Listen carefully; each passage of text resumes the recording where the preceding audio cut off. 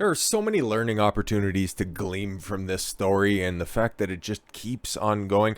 Whenever you think that they would hit the Timcast brand in general, that's what I mean by they, just when you think that they would hit rock bottom and find just a place to stop, no, they just keep on drilling. Eventually they're going to hit China, okay, and then toss all of these folks overboard because this stuff is super haram and wouldn't be flying at all over on Weibo. But that's a good thing that that's not the case, because there are an awful lot of learning opportunities to be gleaming from this, which is why I'm so thankful that they just can't stop tripping over their own dicks. It's so great, because last time we talked about this story right here, part 3 was redacted.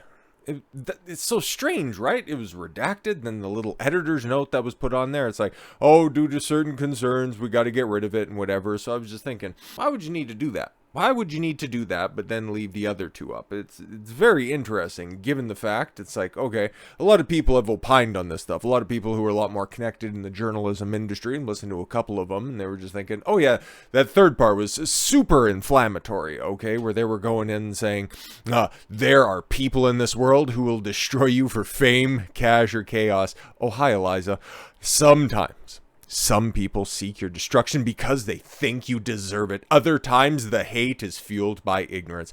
We've seen this situation play out multiple times before. I believe the whole Eliza Bleu controversy was a psychological operation. I totally agree, Shane. I 1000% agree. But then I also remember in the part 2, right towards the end of this stuff, you went through it and you really kind of externalized your pain a little bit and really tried to shield your queen from any criticism. We have encountered a gang of leeches. Oh, right, okay. Here to suck at the skin of the machine they can't comprehend the full scope of because they are so lost in their own narcissism. How adorable, man, how adorable. Or perhaps even worse, they are conscious of a symbiosis between them and the destruction orgy, carrying torches and pitchforks and masquerading through the internet. Hey man, I said that this article, these series of articles were horribly written, but for this little piece right here, pretty good wordsmith that we have right here. He can really paint a picture. He just doesn't understand what role he's playing in said portrait. But yes, we're carrying digital torches and megabytes of other farm equipment, I guess, and masquerading through the internet. Oh, right, because we're all nameless, faceless individuals. We are all Gangstalker, right? I guess. No? Okay. Our perpetual trauma machine. These people are digital cannibals because we are human beings too. But then again, you also try to depersonalize everybody to just make them seem like the Borg. Well, I guess that would be all of us commentariat types who are now just starting to fracture off, and this is just hilarious. It's like, I'm just going to keep doing what I'm doing, man. Class is in session. We're here to learn some stuff today. The rest of them can say it's not Tim's fault. No, it's absolutely Tim's fault. He messed us up off rip, lashed out irrationally at his viewership, and then just tried to gaslight everybody into believing that, oh no, I was actually on your side the entire time. What's going on over here? Interesting. But yes, we're all digital. These people are digital cannibals. They care more about their names getting lumped into stories the same way tumors, and it's not a tumor, so we're digital cannibals. We're tumors on a body. They worship fame. Interesting. They worship fame. But you're the one that had to go down there, and you were desperate to seek and get the approval of one person because their name was out in the ether right now, because they were, in your own very words, from the very initial, ripped right from the words of her own mouth, I've literally told everyone from day one that I wanted to be famous. But it's everybody criticizing and poking holes in the story. They're just out there. They're the ones being the digital cannibals. They're the ones being the tumor on the body of truth and honesty. Very interesting. Very, very interesting. So is that why? And current day, all of your articles have been taken down. It's so hilarious because there's part 3. Okay, and there you go. It's all gone right now. And there's part 1. Oh, guess what? The exact same thing. The only thing that's left is the byline on what we talk about when we talk about abuse, survival, big tech, condemnation, and human trafficking. That seems to be just a little bit different than the original header as far as I can remember. But when they're also inflammatory, they all just kind of run together. Doesn't that kind of contradict part 2, though? Because that was in part 1 when she said, I just want to be famous. I don't want money. I don't want revenge. I don't want anything. I just want to make sure that this doesn't happen to another survivor. I don't want money, but I want to be famous. Okay, what normally goes hand in hand with power and clout and status?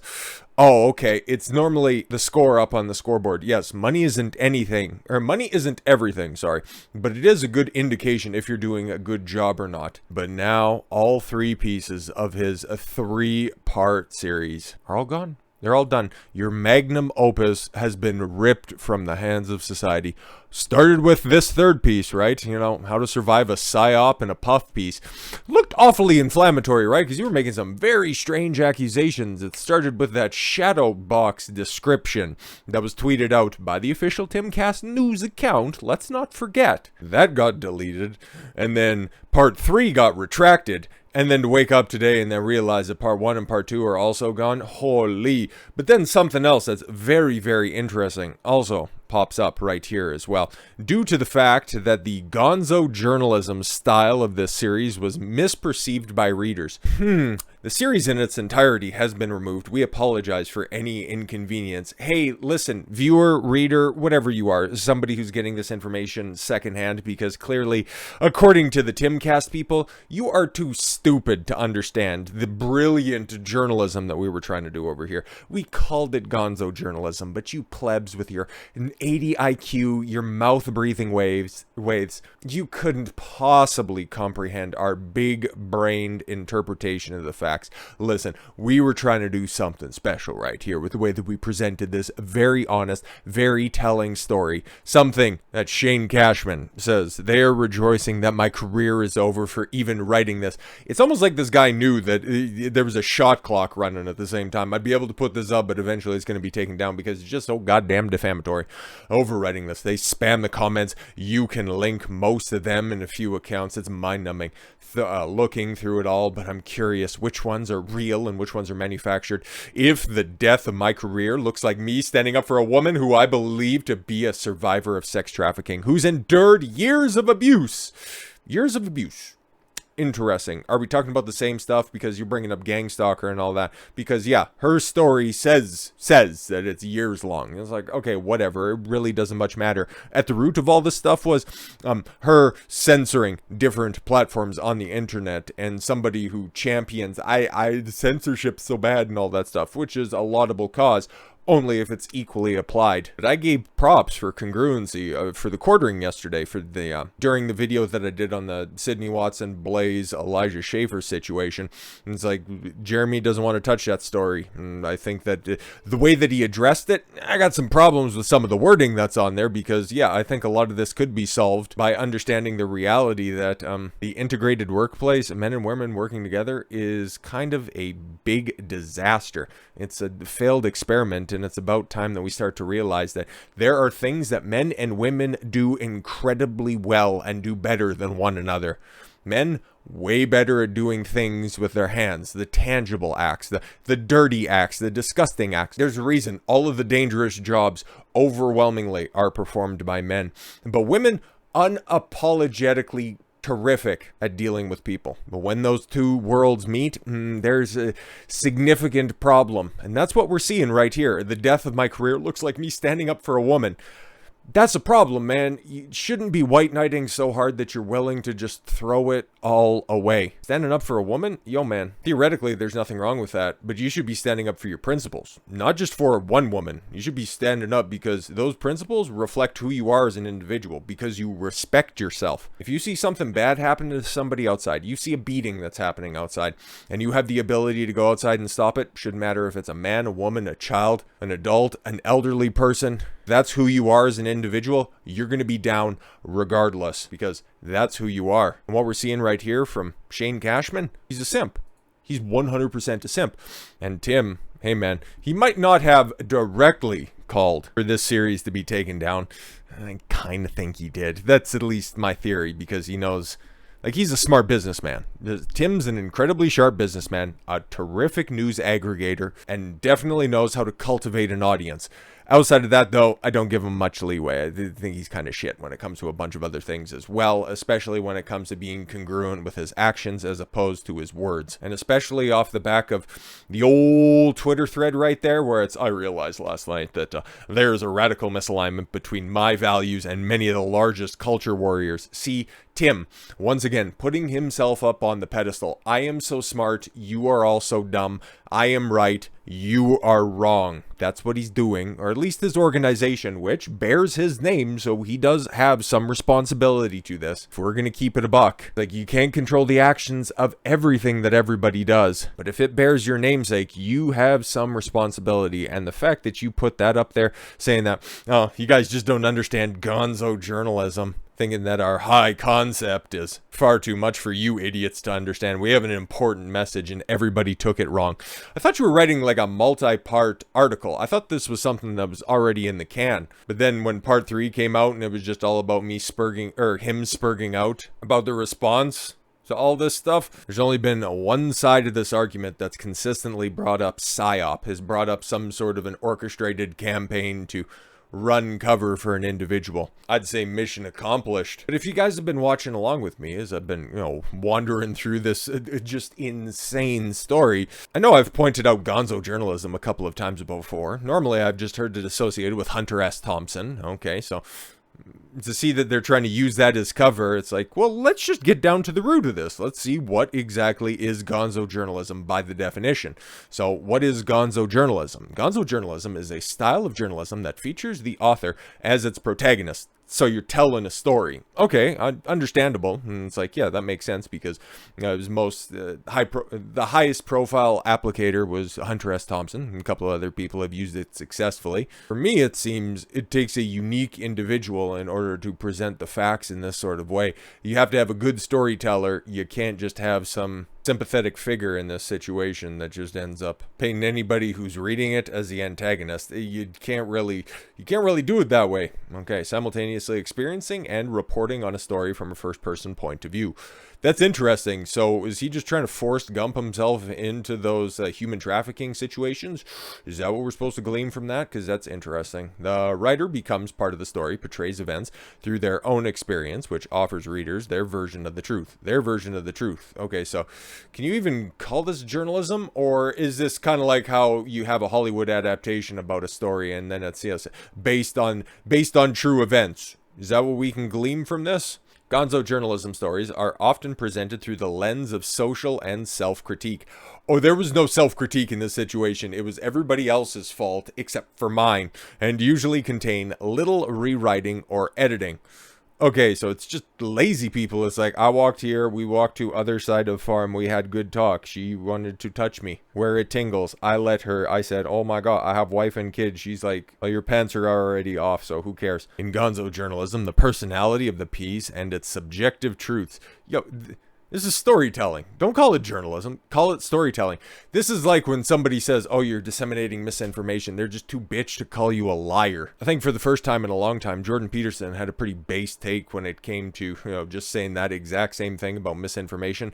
Beware the wolf in sheep's clothing that calls somebody, that uses the term misinformation. I've been saying it for a while, but hey man, I'm glad he connected the dots on that stuff. Good stuff. But that's a subversive society that we live in. A subversive, gynocentric, female-centered society. I'll elaborate on that after we're done with the definition of gonzo journalism. Yes, subjective truths are more important than the actual facts of the story. Interesting. So it kind of sounds like, at least by this definition, the original story was pretty much bang on. I'm just saying, man, you misunderstood. We were weaving a narrative and everybody was picking apart the narrative. Okay, if you were supposed to be writing this expose, this is supposed to be the truth according to Shane and Eliza. Why are you guys so mad? Why, what happens? Why are you so mad? So certain aspects of the writing are often exaggerated or profane, while in tone and writing style may rely on hyperbole, humor, and sarcasm. Oh, okay, cool. So it really doesn't much matter if her story is correct or it's an honest recreation of the events. It's whatever we want it to be. Okay, so yeah. origins of Gonzo journalism, because I think that this is also incredibly helpful. Because, okay, if Timcast and the entire brand, if Tim Pool wants to think that we're too stupid to understand the situation, well, hey man, we might as well figure out what the underlying definitions of Gonzo journalism is. If we're too stupid to understand it, we might as well educate ourselves, right? New journalism was a creative non-fiction style of reporting developed in the 1960s and 70s, involving into that signature in-your-face gonzo form with writer Hunter S. Thompson. Thompson is credited with inventing the brash journalism style that features skewed reporting sans any claims of objectivity. Oh, see, that's really important there. Sans any claims of objectivity. So, if we were supposed to take the Eliza Bleu story as truth and honesty, because that's the way that it was supposed to be presented, that's interesting, because, hey man, now they can just fall back on, it's, man, that's just what she said. That's why I don't have to check any of my sources. I can just go ahead and spew out any of the information, and yeah, she said it's true, but I believe her. Cool. Boston Globe editor Bill Cardoso first used the term gonzo in reaction to Thompson's Scalen Monthly article titled "The Kentucky Derby is decadent and depraved." Okay. Side note as well, that's why, the whole Grammy situation, oh my god, there's Satanism that's on display, and it just shows that Hollywood is Satanist. It's like, no, people have been complaining about the elites and their decadence, their nature, all the way back in the 60s, and even before that.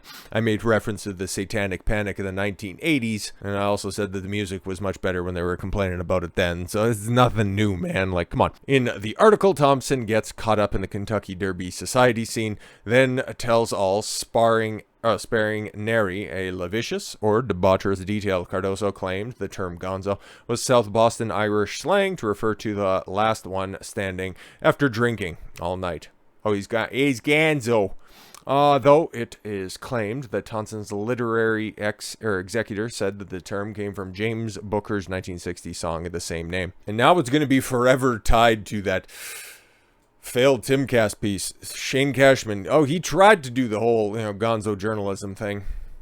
It ended up backfiring tremendously. Hey man, it was always supposed to be stupid. It was always supposed to be just her truth, not the truth. That's why we had to get rid of it, because Tim Pool thinks that his audience is so stupid because, again, there's a misalignment in our values. Tim believes in truth whenever it fits him. I hope this is the end of the story. I couldn't imagine. Well, tomorrow he's supposed to be, I don't know, man. Whenever I think that we're done with this story, we're not done with this story. So I'll have links to all the archived versions of that stuff in the description, as always, for you to peruse through as well. If you want to be reminded that, remember guys, if you're watching this type of content, you're a vulture, you're a cannibal, you're a leech, you're a tumor. Pick your poison when it comes to this stuff, but you're the problem. Tim Pool, Shane Cashman, Eliza Bleu, they were just telling their truth. Yuck. So with all that said, thank you all very much for the gift of your time. I've been Don Consuelo. I want you to follow your gut and get after it. Take care, everyone.